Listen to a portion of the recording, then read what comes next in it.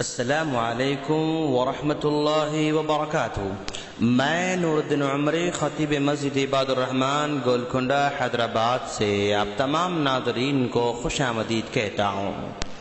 دوستو، دین اسلام فطری دین ہے، سیدھا سادہ ہے اور بہت ہی آسان بھی ہے، لیکن افسوس کہ بعض نام نہاد ملاؤں نے اس اسلام کے صاف و شفاف و چشمے کو بدعات کے ذریعے گدلا اور گندا کر رکھا ہے۔ کوئی اسلامی مہینہ ایسا نہیں ہے جس میں خود ساختہ عبادات، بے ڈھنگے معاملات اور بدعات رائج نہ ہوں، مگر ماہ رجب تو مظلوم مہینہ ہے کہ جس میں بدعات کی کثرت اور بھرمار ہے۔ رجب کا مطلب کیا ہے؟ رجب کا لغوی معنی عزت اور تکریم ہے، کیونکہ زمانہ جاہلیت میں اس مہینے کا بہت زیادہ احترام کیا جاتا تھا، اس لیے اس ماہ کو رجب کے نام سے موسوم کر دیا گیا ہے۔ کتب تواریخ میں اس ماہ کے تقریباً 13 نام ذکر کیے گئے ہیں۔ ماہ رجب کی فضیلت میں سر انجام دیے جانے والے بعض اعمال کے متعلق بہت سی روایت ملتی ہیں، جن کو ہم آسانی کے لیے 3 اقسام میں تقسیم کر سکتے ہیں۔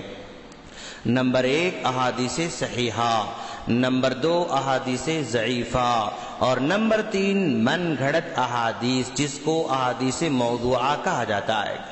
ماہ رجب کے تعلق سے نبی کریم صلی اللہ علیہ وسلم سے وارد صرف ایک صحیح حدیث ہے دوستو، جس میں حضرت ابو بکر رضی اللہ تعالیٰ عنہ فرماتے ہیں کہ اللہ کے رسول صلی اللہ علیہ وسلم نے فرمایا، زمانہ اس حالت میں پلٹ آیا ہے جس حالت میں اس روز تھا جب اللہ تعالیٰ نے زمین و آسمان کو پیدا کیے تھے۔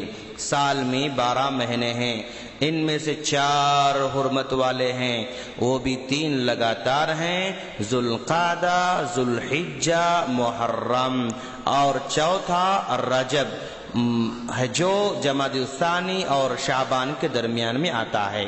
یہ ابو داؤد کی روایت ہے۔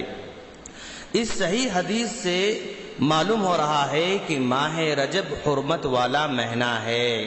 اس کے علاوہ ماہ رجب کے بارے میں کوئی صحیح حدیث موجود نہیں ہے۔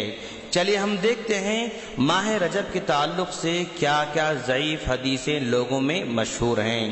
نمبر 1، نبی کریم صلی اللہ علیہ وسلم نے فرمایا، جنت میں رجب نامی ایک نہر ہے جس کا پانی دودھ سے زیادہ سفید اور شہد سے زیادہ شیرین ہے۔ جو آدمی ماہ رجب میں 1 دن روزہ رکھے گا، اللہ تعالیٰ اس آدمی کو اس نہر سے پانی عطا فرمائے گا۔ دوستو، ابن جوزی رحمہ اللہ نے کہا ہے یہ روایت مکمل ضعیف ہے۔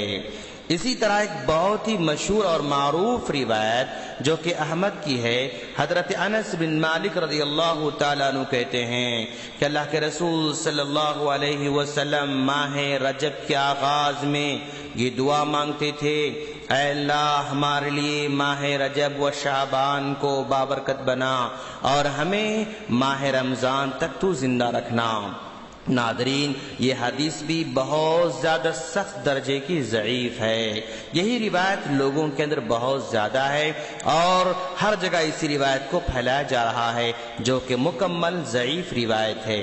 اسی طرح اور ایک حدیث نبی کریم صلی اللہ علیہ وسلم نے فرمایا کہ رمضان المبارک کے بعد ماہ رجب و شعبان کے علاوہ کسی مہینے میں مکمل روزے رکھتے ہوئے نہیں دیکھا۔ تو گویا اس حدیث بتایا جا رہا ہے کہ رجب کے مہینے میں اللہ کے رسول صلی اللہ علیہ وسلم کثرت سے روزہ رکھا کرتے تھے۔ یہ حدیث بھی حد درجے ضعیف روایت ہے دوستو۔ چلیے اب ہم رجب کے تعلق سے من گھڑت احادیث کا رخ کرنے جا رہے ہیں۔ نمبر 1، ماہ رجب کی باقی مہینوں پر فضیلت اس طرح ہے جس طرح قرآن مجید بقیہ تمام اذکار سے افضل ہے۔ ناظرین، یہ روایت من گھڑت ہے۔ دوسری روایت یہ بیان کی جاتی ہے، رجب کا مہینہ اللہ کا ہے، شعبان کا مہینہ میرا ہے، رمضان کا مہینہ میری امت کا ہے۔ تو ناظرین یہ حدیث بھی مکمل طور پر من گھڑت ہے۔ ایک روایت بیان کی جاتی ہے کہ رجب اللہ کا مہینہ ہے، جس نے اس مہینے میں روزہ رکھا اس کے لیے اللہ کی خوشنودی واجب ہو جاتی ہے۔ ناظرین یہ روایت من گھڑت ہے۔ اور ایک روایت بیان کی جاتی ہے جس نے ماہ رجب میں 3 دن روزہ رکھا اس کو پورے ماہ کے روزوں کا ثواب ملتا ہے، اور جو اس ماہ میں 7 دن تک روزہ رکھا اس پر جہنم کے 7 دروازے بند کر دیے جاتے ہیں۔ ناظرین یہ حدیث بھی من گھڑت ہے، موضوع ہے۔ اور ایک روایت بیان کی جاتی ہے کہ جس نے ماہ رجب کے روزے رکھے، 4 رکعت نماز ادا کی، اس شخص کو اس وقت تک موت نہیں آئے گی جب تک وہ جنت میں اپنا مقام نہ دیکھ لے۔ ناظرین یہ حدیث بھی مکمل من گھڑت ہے۔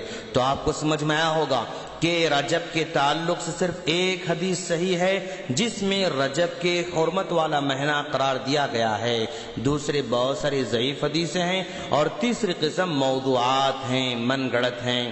ہم اللہ سے دعا کرتے ہیں کہ باری تعالیٰ تو ہمیں صحیح اسلام کو جان کر اس پر عمل کی توفیق عطا فرما، اور بدعت خرافہ سے تو ہمیں دور رکھنا، آمین۔ دوستو اگر آپ کو ہمارے آڈیوز اور ویڈیوز ڈائریکٹ چاہیے تو ہمارے اس نمبر پر ریکویسٹ بھیجیں 00913939113839 السلام علیکم ورحمۃ اللہ وبرکاتہ۔